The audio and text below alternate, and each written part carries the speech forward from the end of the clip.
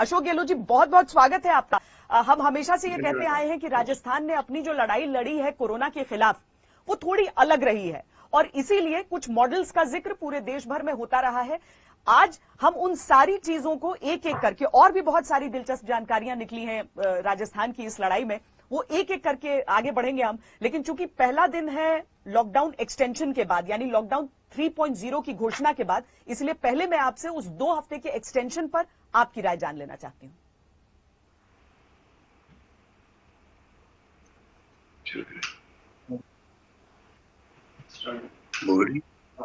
Extension पे राय जाना, देखिए एक्सटेंशन तो स्वाभाविक था, लग रहा था कि एक्सटेंशन हो गई होगा। राज्य सरकारें पहले अनाउंस कर रही थी और भारत सरकार ने कल अनाउंस कर, क्योंकि लॉकडाउन लगाना आसान है परंतु उसको हटाना बड़ा मुश्किल होता है और एक साथ में हटाना ही नहीं चाहिए, ना हटता है। इसलिए लग रहा था कि फेजेज वाइज हटेगा और वही कल जो फैसले हुए ग्रीन जोन, ऑरेंज जोन और रेड जोन को साथ लेकर कैसे हम लोग लॉकडाउन में ढील दे सकें, और मैं समझता हूँ उसी ढंग की तैयारी हमने पहले से कर रखी थी और वही तैयारी आगे काम आएगी हमारे, क्योंकि जब से मार्च में पहला केस आया था तब से हमने शुरुआत कर दी थी। उसका लाभ हमें आज मिल रहा है क्योंकि सभी को साथ लेके हम चले हैं, तमाम पॉलिटिकल पार्टियों को, तमाम धर्म गुरुओं को, तमाम जो एक्सपर्ट हैं, रिटायर्ड डॉक्टर्स को, तमाम प्राइवेट हॉस्पिटल्स को, सभी तरह के लोगों को, सोशल एक्टिविस्ट को, तो आज सब लोग साथ दे रहे हैं और राजस्थान में एक माहौल बन गया कि कैसी भी स्थिति आए हम लोग सब मिलकर मुकाबला करेंगे उसका, और वही तैयारी हमें आगे भी रहेगी। जी, यहां पर मैं आप जो राजस्थान में स्क्रीनिंग का जो तरीका आजमाया गया है उसका जिक्र जरूर करना चाहूंगी, क्योंकि जब बाकी इलाकों में स्क्रीनिंग को लेकर हमने देखा कि थोड़ी सी वहां पर एक प्रतिरोध सा नजर आता है, लेकिन यहां पर आप लोगों ने कोशिश की कि जिन इलाकों में लोग नहीं चाह रहे हैं कि उनकी स्क्रीनिंग हो सके या दरवाजा बंद कर देते हैं स्वास्थ्य कर्मियों के आने पर, वहां पर आपने उन धर्म गुरुओं को साथ में भेजा उस स्क्रीनिंग टीम के साथ। ये सफल रहा तरीका?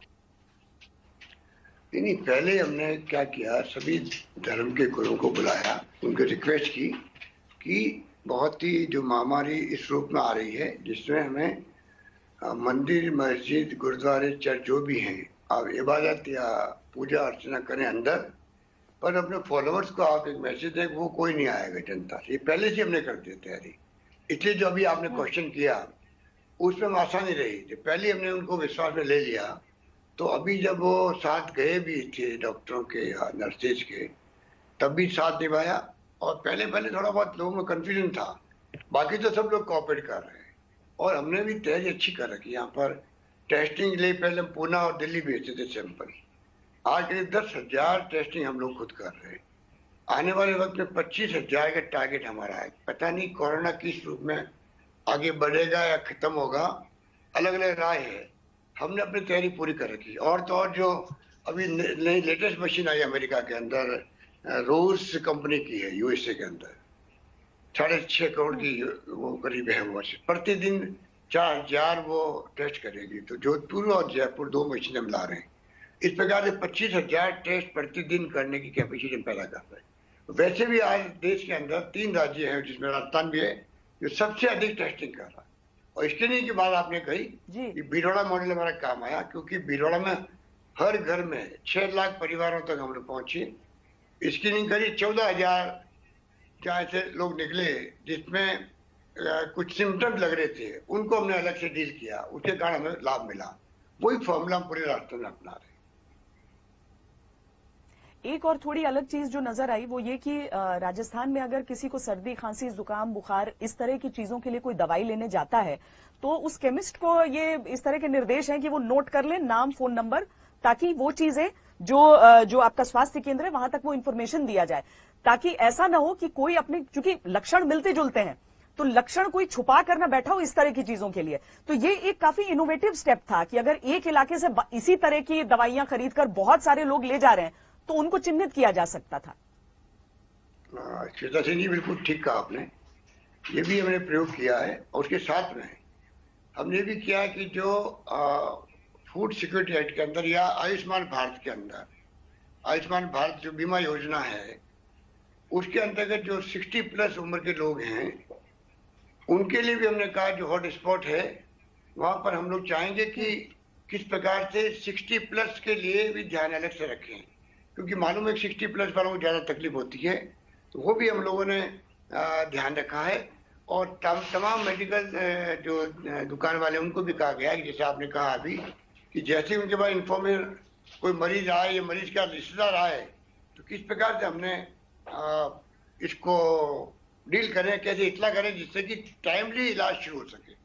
और तो और हमने राजस्थान भर में करीब 422 मेडिकल वैन लगा दी है गांव गांव के अंदर, वो घूम रहे हैं, इलाज भी कर रहे हैं लोगों के, क्योंकि कोरोना के लॉकडाउन में कुछ तकलीफ हुई थी आने जाने के अंदर। और साथ में कोई अगर सिम्टम्स मिलते हैं तो उनको भी इतला करते हैं CMHO को कि हायर अथॉरिटी को कैसे उनका इलाज शुरू कर सके टाइमली, जिससे कि फैले नहीं।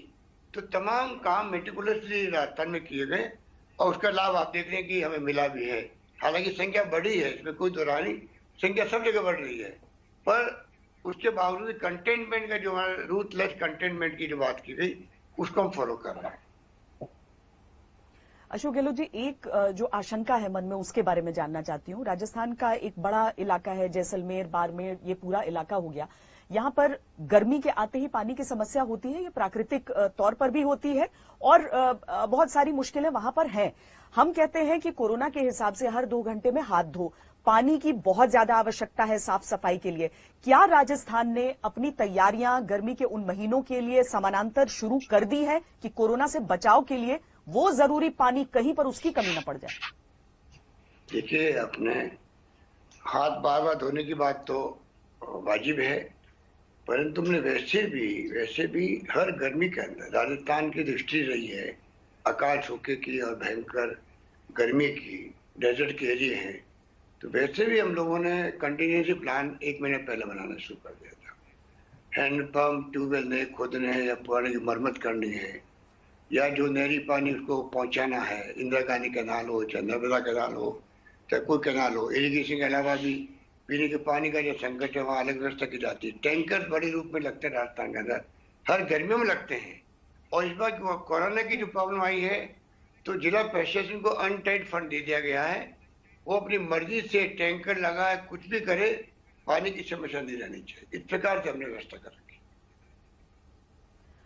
चूंकि अब जिलों का कैटेगराइजेशन हो चुका है, आपका रेड जोन, ऑरेंज जोन और ग्रीन जोन, राजस्थान में महिलाएं जो घर में जैसे बांधनी बनाना हुआ या फिर एम्ब्रॉयडरी का काम हुआ, ऐसी छोटी छोटी चीजें हैं, क्योंकि इससे तो हर व्यक्ति प्रभावित है जिसका सामान बिक रहा है नहीं बिक रहा है। लेकिन जब हम उन ग्रीन जोन्स की बात करते हैं, उन गांवों की तरफ देखते हैं जहां मामले नहीं हैं और जो पूरी तरीके से साफ है, क्या उनके लिए आपका अपना प्लान है कि कैसे उनका काम जो घर बैठे बना सकते हैं, ये चीजें जो बाद में आगे उपलब्ध होंगी, वो सुचारू चलता रहे?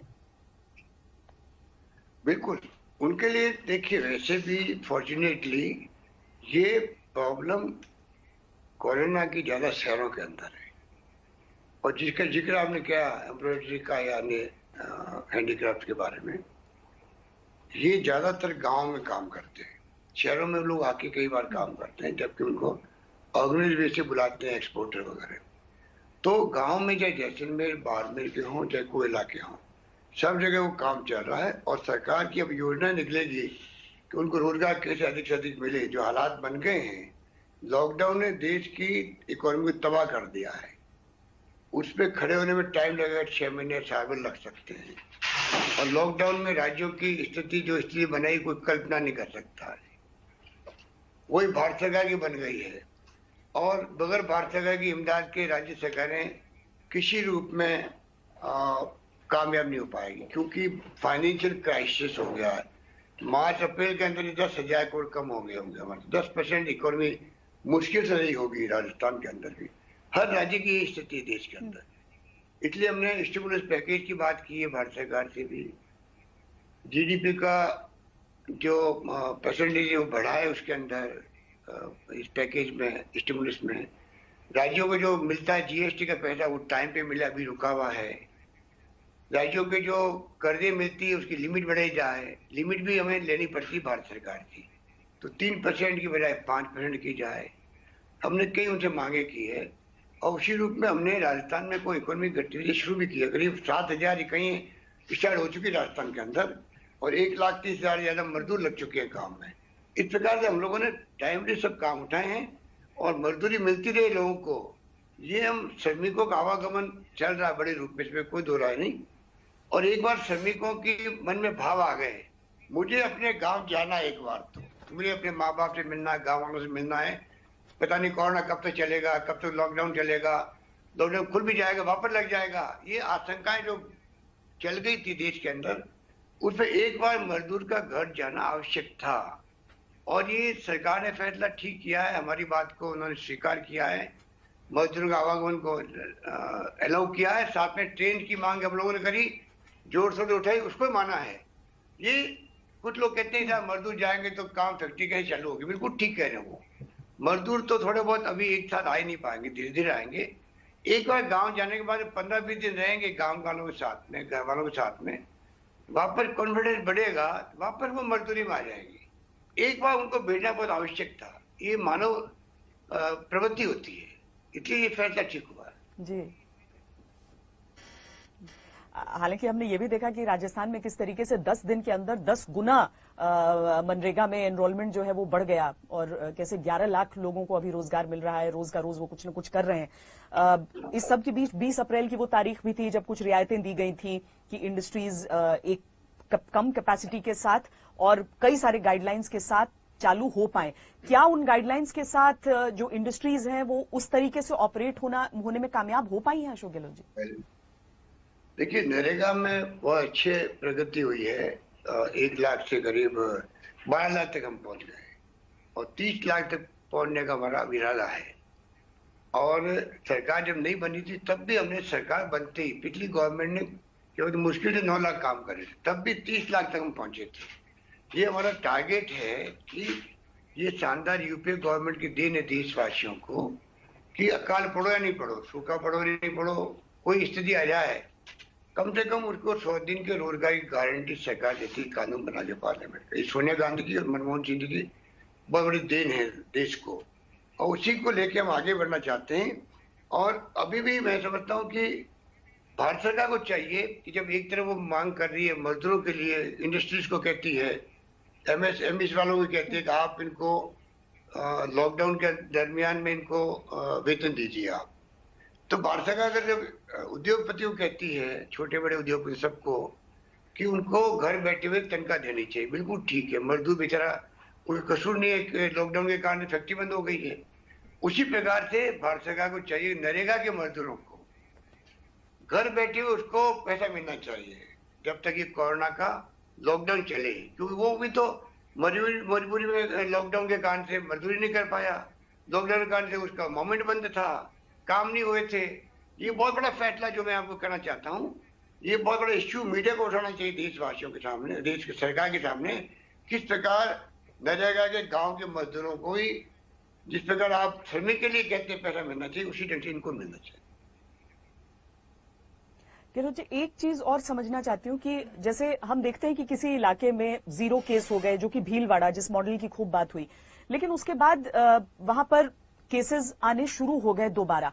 ये किस तरीके से हो पा रहा है और क्या इससे एक डर भी बैठता है कि कल के दिन में जब रेड जोन ऑरेंज से ग्रीन होने के बाद अगर खोले जाएं तो हमको शायद ये समझ में आना चाहिए कि सावधानियां किस हद तक बरतती रहनी पड़ेंगी?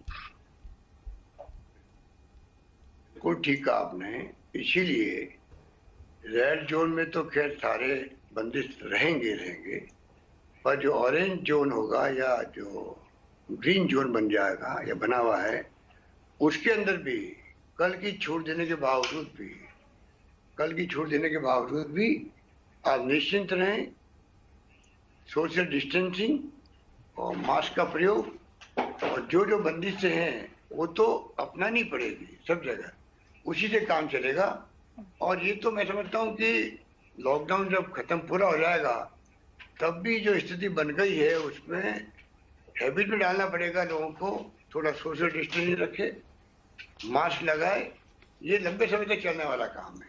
और ये लोगों को हमें अभी तो ग्रीन जोन में भी और ऑरेंज जोन में भी हम उसको मॉनिटरिंग करवा रहे हैं। कल ही हमने मीटिंग करी है, तय किया है कि लॉकडाउन में जो ढील दी गई है उसका मतलब ये नहीं कि लॉकडाउन में पूरी तरह ढील दे दी गई है। खाली इंडस्ट्री दुकान खुल सके, इंडस्ट्री चल सके, वो छूट दी गई है, परंतु बाकी जो है बंदिशें, जो बाकी डिसिप्लिन है, चाहे वो मैंने कहा सोशल डिस्टेंसिंग के हो, चाहे हम लोग ने यहाँ तक किया भाई कि जो पान और जर्दा और गुटखे खाते रहते हैं, थूकते रहते हैं, वो भी कोरोना फैलाने का कारण बन सकता है। उसमें भी भारत सरकार ने रोक लगा रखी है।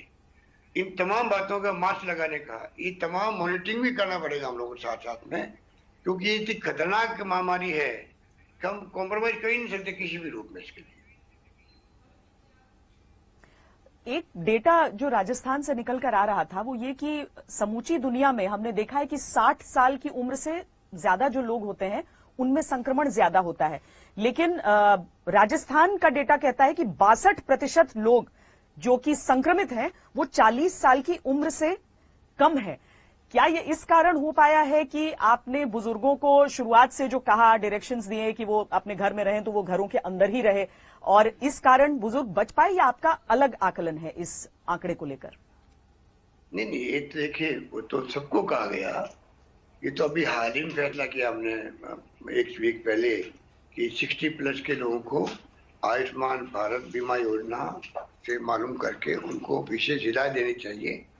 परंतु जब से हमने तैयारी शुरू करी है मार्च के अंदर, तो पहला केस आया था, तब से हमने सबको कहा है कि तमाम लोगों को किस प्रकार से जो गाइडलाइन भारत सरकार की है, ICMR की है, WHO की है, उसको हमें आधार बना के हमने एजुकेट करना शुरू किया। इसके लिए एजुकेशन का काम बड़े रूप में हमारे यहाँ हुआ है, विज्ञापनों के माध्यम से, प्रेस कॉन्फ्रेंस के माध्यम से, और कोई तरीका हमने छोड़ा ही नहीं कि लोगों तक बात पहुंचे। और फॉर्चुनेटली लोग समझ भी गए हैं और लोगों ने पूरा कोऑपरेट किया। इसीलिए लॉकडाउन पूरे देश के अंदर और पूरे प्रदेश के अंदर जो कामयाब हुआ है, उसका कारण ये है कि हम लोगों ने तमाम तरह से ध्यान रखा। इसीलिए आज डबलिंग रेट जो है राजस्थान में, आपको जान के खुशी होगी कि राजस्थान हर पैरामीटर पे जो है, हर पैरामीटर में हम लोग राष्ट्रीय एवरेज से ठीक है। चाहे वो डबल होने की रेट हो और चाहे मृत्यु दर हो, मृत्यु दर में भी राजस्थान जो है वो कम मृत्यु दर है बाकी राज्यों के मुकाबले में और राष्ट्रीय औसत के मुकाबले में, और मरने वालों की संख्या यहाँ पर काफ़ी कम है।